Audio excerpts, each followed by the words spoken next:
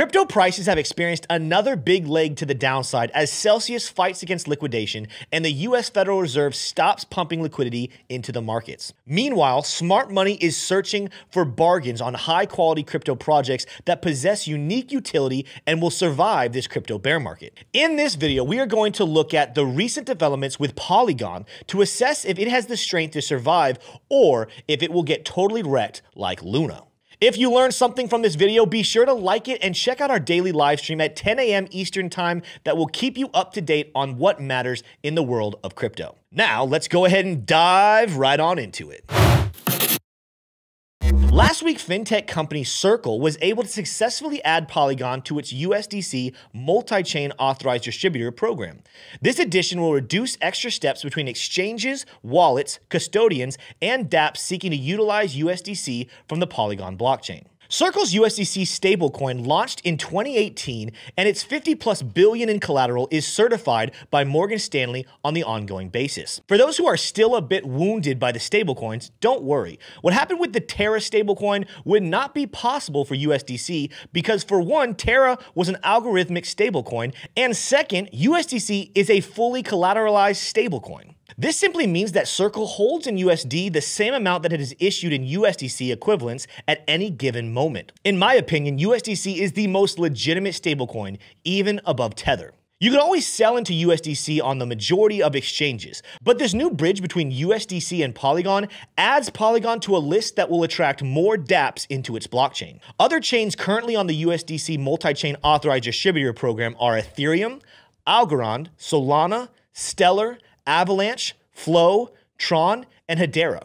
So why is the crypto community so excited about Polygon being added to that list? Well, this gets to the fact that Polygon is different from all these other aforementioned cryptos. I will cover more in depth on what Polygon is in just a second, but what is interesting about this new operability is that Polygon is the first bridge version of USDC, and this will enable users to convert from Polygon to USDC faster and cheaper than ever before. Using Uniswap, you can see that gas fees on Ethereum blockchain is $5.26 to swap Matic for USDC, while the same conversion through a Polygon blockchain is only 1 cent.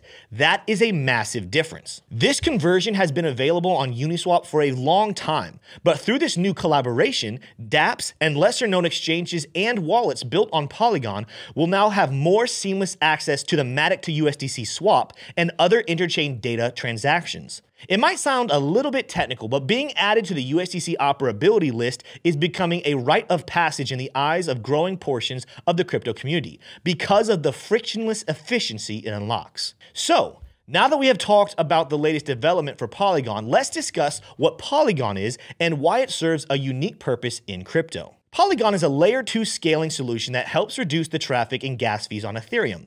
Its architecture is a combination of the Plasma framework and a proof-of-stake sidechain. For more on the categories of Ethereum's layer 2s, check out this video that I made right here that explains layer 2s in much more depth. But put simply, Polygon is one of the many crypto projects competing to provide the most relief to Ethereum's blockchain backlog. Consistently ranking in the top 25 on CoinMarketCap, Polygon is surely a leader amongst its layer 2 peers. But will it survive this bear market? As I've said before, what Polygon has going for it is its respected development team. The engineers behind Polygon are experienced and are known for getting the job done. Though their methods do not strictly adhere to what the development community may expect, they consistently deliver quality network and execution layer services to 19,000 decentralized apps, or what we know is called dApps. dApp names you may have heard that are compatible with Polygon are Uniswap v3, QuickSwap, Sandbox, Sushi, and ApeSwap. All these utilize Polygon network. Now let's pivot to the threats that Polygon faces moving forward through this bear market. We have discussed some threats in previous videos on Polygon, but I wanted to reiterate for any new audience members who may have subscribed recently. As we discussed before, Polygon's main role in the crypto ecosystem is to serve as a bridge between dApps and the Ethereum blockchain. But what would happen if there was no longer a need for that bridge? Something to consider is that Ethereum is expected to merge with more test nets before the end of 2022. ETH has recently shown that it can now follow through on merges much more predictably. This testnet laid down framework for Ethereum's blockchain to transition to proof of stake from proof of work. The Ropsten merge had no effect on Polygon, but merges in the near future may be different. Future Ether merges that could produce lower gas fees and greatly increase ETH's throughput speeds could render a layer 2 like Polygon significantly less valuable. Lower speeds and high fees are exactly the problem that Polygon solves for in its dApps clients. This would be like what would happen to gas stations if cars no longer needed fuel to drive. All the gas stations that were once a necessity suddenly become obsolete. Now, this is not to say that Polygon has a worthless future, but prudent investors should know the risks to Polygon given the potential scenarios. And again, we played through these scenarios in previous videos, but let's run through them again. Let's say best case scenario, Ethereum's merge is unsuccessful. In that case, Polygon gets to keep serving its layer 2 purpose, but then it's tied to what the crypto community may consider to be a disappointing crypto. At this point, dApps may no longer consider Ethereum to be a viable blockchain and will instead seek other smart contract-ready blockchains like Cardano, Tron, and Avalanche. So Polygon does find itself in a bit of a catch-22. And don't forget that all along, other layer 2 projects like Arbitrum, Optimism, Loopring, and Metis are in constant competition to scale Ethereum's blockchain as well. It is a somewhat grim outlook for Polygon and many of its layer 2 competitors, but in a bear market, you can't expect things to go your way. My conclusion on Polygon is unchanged. Polygon could make it through this bear market, but the layer 2 needs the cards to fall in its favor. Ethereum has to fully merge Beacon, and it has to fail just enough to allow dApps to see Polygon as a necessary middleman, but not fail too much where dApps and end users don't start migrating away from Ethereum entirely.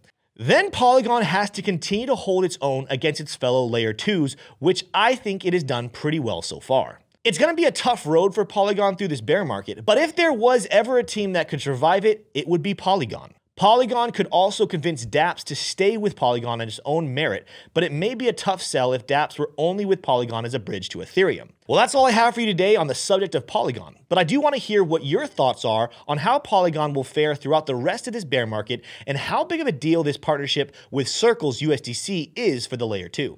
If you enjoyed this video, please consider hitting that like button and also subscribing for more content like this. With that being said though, I will see you in the next video. Peace. Whoa there, partner! You watched the whole video. Good on you. Now what you can do to make me even happier is go ahead and hit that like button, hit that subscribe button, bing that notification bell, and let me know what you think in the comments down below. Thank you for watching.